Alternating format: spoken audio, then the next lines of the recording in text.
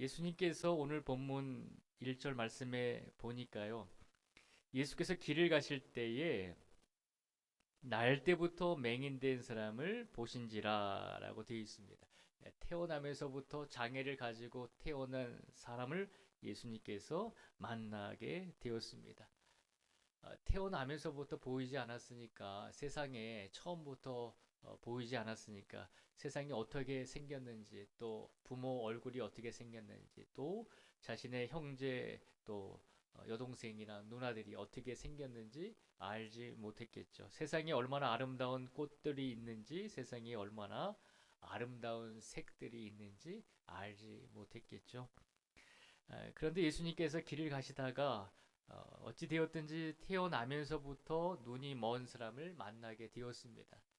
그런데 함께 가던 예수님의 제자들이 예수님께 질문을 한 가지 합니다. 이 태어나면서부터 눈이 먼 사람은 우리가 오늘 본문을 읽어보면 국어를 하던 사람이다라고 되어 있습니다. 그러니까 국어를 하던 사람이었으니까 제자들이 예수님께 질문을 할 게 아니라 그들이 가지고 있던 조금의 돈이라도 그 사람에게 주었으면 좋지 않았을까라고 하는 생각을 해보게 됩니다. 그런데 예수님의 제자들이 태어나면서부터 눈이 먼 사람을 보면서 예수님께 질문을 하죠. 그 질문의 내용이 뭐냐면 2절에 있는 말씀입니다. 2절에 있는 말씀을 제가 다시 한번 봉독해 드리겠습니다. 2절 말씀을 읽어 드리겠습니다.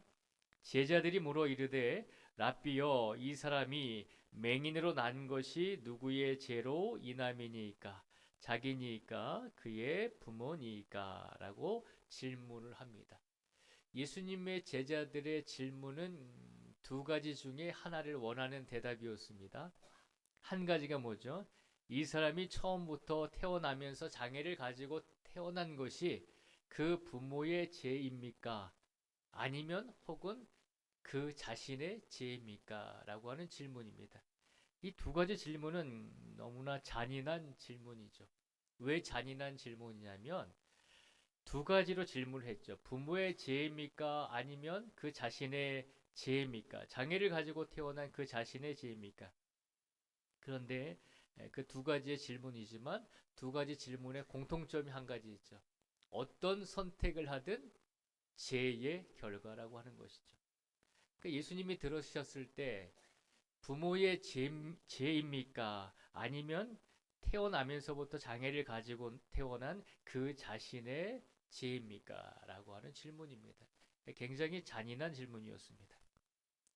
부모의 죄라고 하면 부모님은 자녀에게 그렇게 태어나게 한 자녀에게 평생 미안한 마음을 가지고 살아가잖아요. 그리고 자신의 죄라고 하면 아기가 태어나면서부터 무슨 죄를 지었나요? 부모의 태중에서부터 무슨 죄를 지었나요? 그렇지 않잖아요. 그것도 너무나 잔인한 질문이었습니다. 이 질문을 예수님께서 들으시고 곰곰이 들으시고 예수님께서 대답을 안 하고 계셨습니다. 근데 가만히 우리가 예수님의 제자들의 질문을 가만히 보면 그 두 가지의 질문 속에서 제자들의 생각을 우리가 느낄 수가 있습니다. 제자들은 어떤 생각을 가지고 있었냐면 태어나면서부터 눈이 안 보이게 된 이 장애를 가진 이 사람은 부모의 죄이든지 아니면 자신의 죄 때문에 이런 결과를 낳았다는 것입니다. 그것은 다른 말로 하면 이 사람의 운명이 그렇다는 것입니다. 이 사람의 팔자가 그렇다고 얘기하고 있는 것입니다. 예수님의 제자들은 그 운명론에 갇혀서 더 이상 그 운명론 위에 더 놀라운 것이 있다는 것을 깨닫지 못했습니다. 가끔은 우리 성도님들도 세상을 살아가다 보면 우리 삶 속에서 일어나는 여러 가지 일들을 우리가 이것이 내 운명인가? 이것이 내 팔자려니 하고 그렇게 생각하고 또 그렇게 위로해 주는 사람들이 있습니다. 그렇죠? 예수님의 제자들도 마찬가지였습니다. 네가 그렇게 사는 것은 너의 팔자고 네 운명이다. 너의 부모의 운명이든지 너 자신의 운명 때문에 네가 그렇게 눈이 안 보이게 되고 장애를 가지고 태어나는 것이다. 예수님의 제자들은 이 두 가지 선택 아니면 다른 선택이 없다라고 생각을 했습니다. 그래서 두 가지로 질문을 한 것입니다. 그리고 그 두 가지 중에서 어느 것을 선택하든지 결국은 죄의 결과로 나아가게 되는 것이죠. 근데 예수님께서 곰곰이 생각하시다가 예수님의 제자들에게 답을 드디어 주십니다. 예수님께서 뭐라고 답을 주시냐면 3절의 말씀을 저희가 한번 같이 읽어보겠습니다. 3절의 말씀을 같이 읽겠습니다. 시작. 예수께서 대답하시되 이 사람이나 그 부모의 죄로 인한 것이 아니라 그에게서 하나님이 하시는 일을 나타내고자 하심이라. 아멘. 예수님의 대답은 무엇이었나요? 예수님의 대답은 제자들이 기대했던 대답이 아니었습니다. 우리가 예수님께 두 가지 질문을 드렸습니다. 이 사람의 이 장애가 눈이 먼 것이 부모의 죄입니까? 아니면 그 자신의 죄입니까? 예수님의 제자들은 그 두 가지 한정에서 질문을 드렸습니다. 그리고 예수님께서 그 두 가지 중에 하나를 선택해서 대답을 하실 것이다 라고 기대를 했죠. 그런데 예수님께서 대답을 하셨죠. 부모의 죄도 아니고 그 사람의 죄도 아니다라고 하는 것입니다. 제자들은 아마 혼란에 빠졌을 것입니다. 답이 없네? 우리가 질문을 드렸는데 거기에 대한 답을 예수님께서 안 하셨네? 이 문제에 대해서 답이 없는 것인가? 고민에 빠졌을 것입니다. 그때 예수님이 뭐라고 대답하셨죠? 부모의 죄도 아니고 그 자신의 죄도 아니다라고 하는 것입니다. 태어나면서부터 장애를 가지고 태어난 그 사람의 그 모습은 죄 때문에 그렇게 태어나는 것이 아님을 기억하라는 것입니다. 이 사람이 고난을 받고 평생을 구걸하면서 살아가고 있는데 이 상황이 그의 죄 때문에 이렇게 된 것이 아님을 기억하라는 것입니다. 당시 이스라엘 사람들은 사람이 장애를 가지게 되거나 혹은 사람이 고통과 고난을 받게 되면 100%이 사람은 하나님께 징계를 받아서 그가 죄를 지었기 때문에 그가 악을 행했기 때문에 하나님께서 그에게 징계를 주셔서 이렇게 고통을 받고 장애를 가지고 고난을 받는 것이다라고 100% 그렇게 생각했습니다. 그런데 예수님은 뭐라고 대답을 하시나요? 그 사람의 죄도 아니고 부모의 죄도 아니다라고 말씀하십니다. 그렇게 말씀하시면서 답을 주시죠. 그의 죄도 아니고 부모의 죄도 아니다. 단 그가 태어나면서부터 눈이 멀게 된 것은 그에게서 하나님의 하시는 일을 나타내고자 하심이라라고 말하고 있습니다. 예수님의 제자들이 들었을 때는 이해가 되지 않았습니다. 사람은 태어난 대로 살아가는 것이 아닌가? 사람은 자기 운명대로 그 짐을 지고 살아가는 것이 아닌가? 그런데 예수님께서 뭐라고 말씀하시나요? 그의 죄가 아니다라고 하는 것입니다. 그의 장애를 통해서 그가 어려움을 겪고 있고 그가 고난을 겪고 있고 그가 시련을 겪고 있는데 그 시련과 고난과 어려움을 통해서 하나님께서 하나님이 하신 일을 나타내고자 그에게 이런 시련과 어려움을 주셨다는 것입니다. 예수님께서 그렇게 말씀하셨습니다. 그가 죄 때문에 고난받고 고통받는 것이 아님을 기억하라는 것입니다. 예수님께서 하신 이 말씀은 운명론이 아니라 하나님께서 세상을 주관하시고 하나님께서 세상을 섭리하셔서 이끌어 가시는 하나님의 섭리론을 선포하신 것입니다.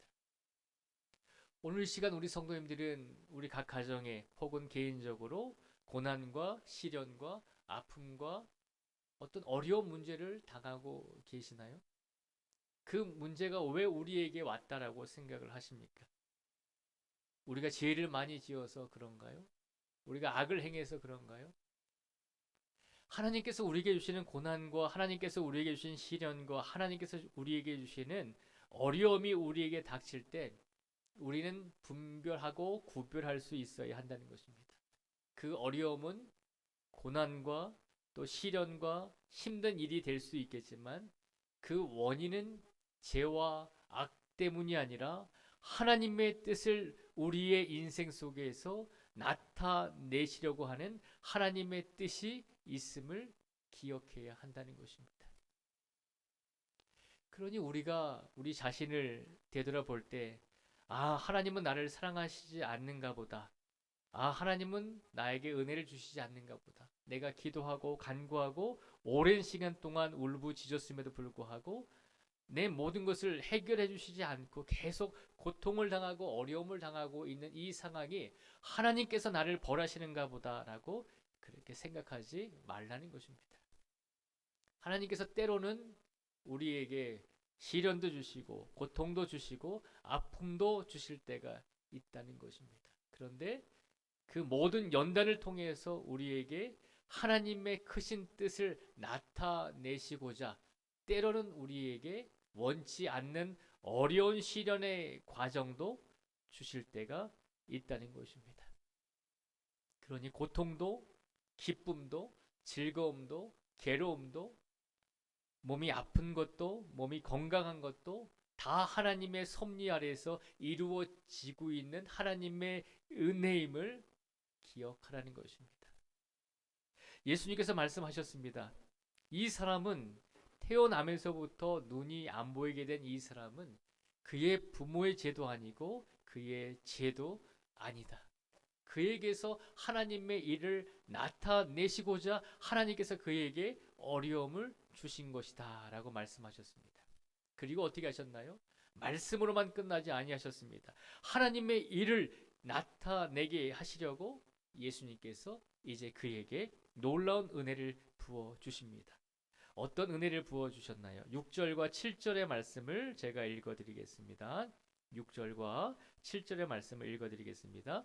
이 말씀을 하시고 땅에 침을 뱉어 진흙을 이겨 그의 눈에 바르시고 이르시되 실로암 못에 가서 씻으라 하시니 실로암은 번역하면 보냄을 받았다는 뜻이라. 이에 가서 씻고 밝은 눈으로 왔더라. 아멘. 예수님께서 뭐라고 대답하셨죠?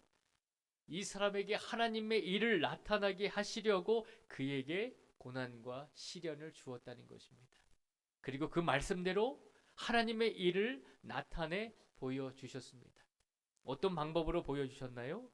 땅에 침을 뱉어서 진흙을 이겨 태어나면서부터 보이지 않았던 그 사람의 눈에 흙을 바르시고 그에게 말씀하셨죠. 실로암 못에 가서 씻으라는 것입니다.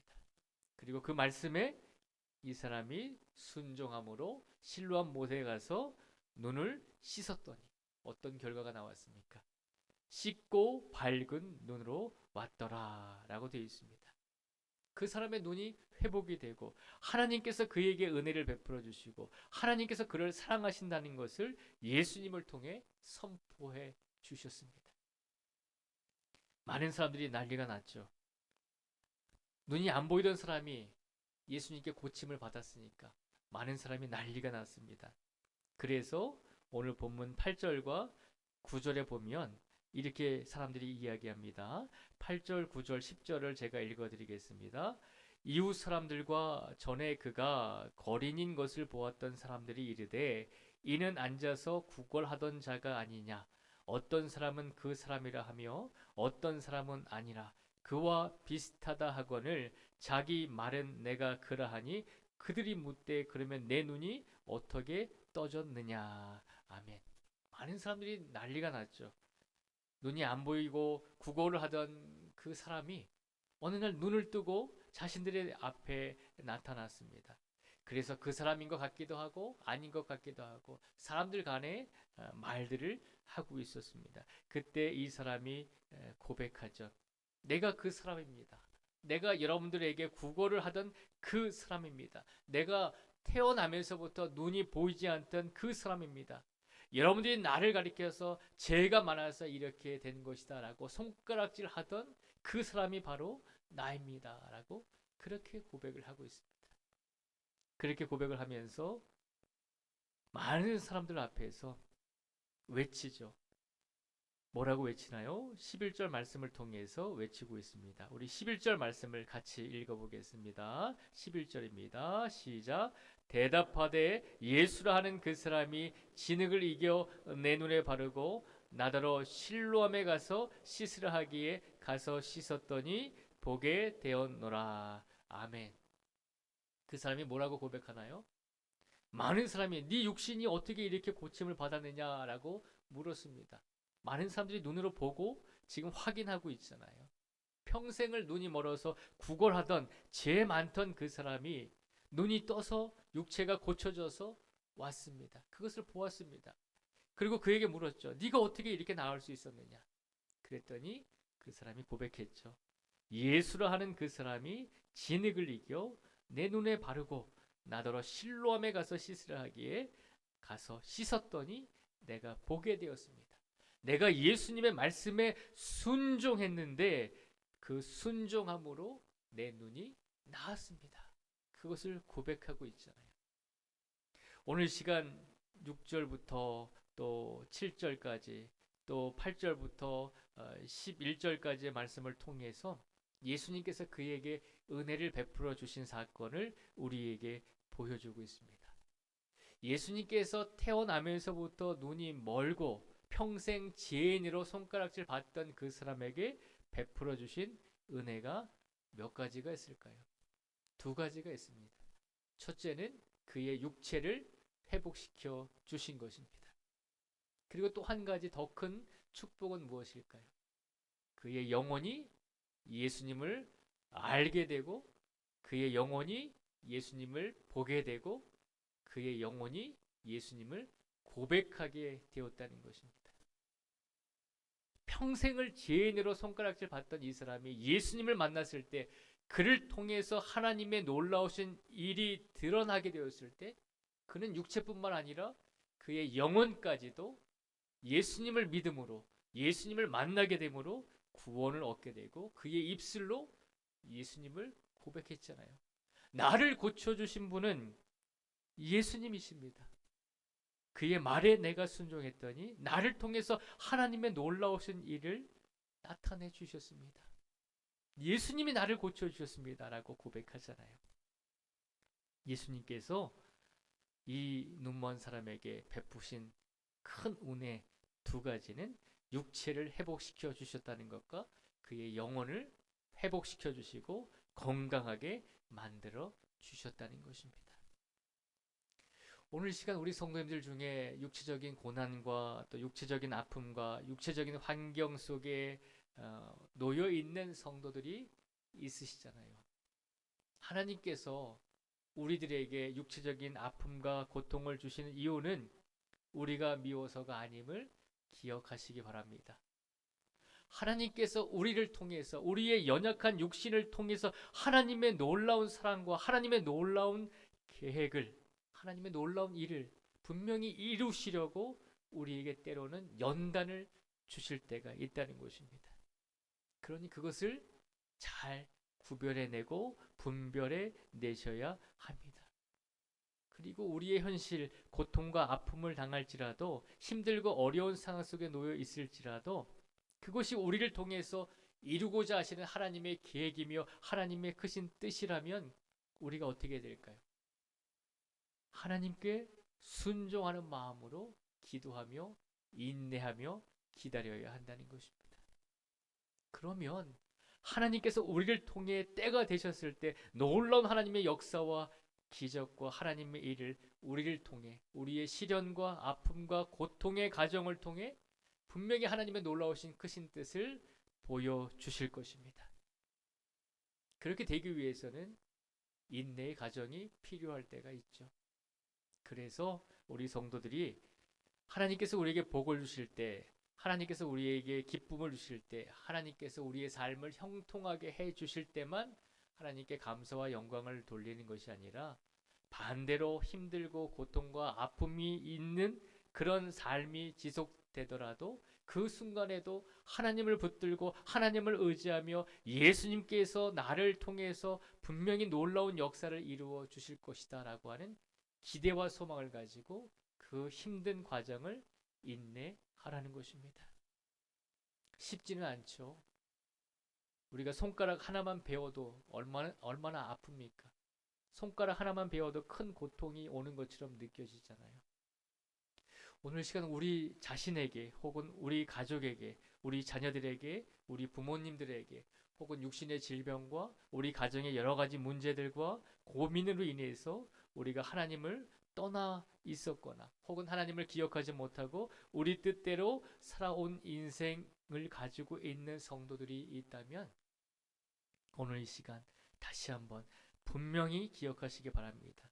예수님께서 우리를 미워하시는 것이 아니라 예수님께서 우리를 통해 역사와 하나님의 일을 이루시기 위해서 때로는 아픔과 고통도 주실 때가 있다는 것입니다. 그러니 지금 우리에게 주어진 삶이 어떤 삶이든지 간에, 지금 우리에게 주어진 삶이 어떤 환경이든지 간에 우리는 좌로나 우로나 치우치지 않고 오직 한 분 예수 그리스도만을 의지하며 바라보며 살아가야 된다는 것입니다. 세상을 바라보면서 다른 사람들의 형통함과 다른 사람의 건강함과 다른 사람의 잘됨을 바라보면서 질투하거나 고민하거나 그렇게 살지 마시고 좌로나 우로나 치우치지 마시고 오직 한 분 예수 그리스도만을 바라보시면서 우리의 모든 삶을 분명히 이끌어 주고 계심을 믿으시고 확신하시면서 예수님께서 때가 되셨을 때 우리에게 어떤 말씀을 하시든지 그 말씀에 우리가 순종하면서 살기를 원합니다. 그렇게 다짐하며 고백하며 우리의 남은 인생을 살아내실 수 있는 우리 모두가 되시기를 축복을 드립니다. 예수님께서 고난 가운데 있는 이 눈먼 사람에게 그의 육신과 그의 영혼을 구원해 주시고 축복해 주셨습니다. 이 놀라운 두 가지의 축복의 말씀이 오늘을 살아가는 우리 모든 성도들에게도 임하기를 주님의 이름으로 축복을 드립니다. 기도하겠습니다.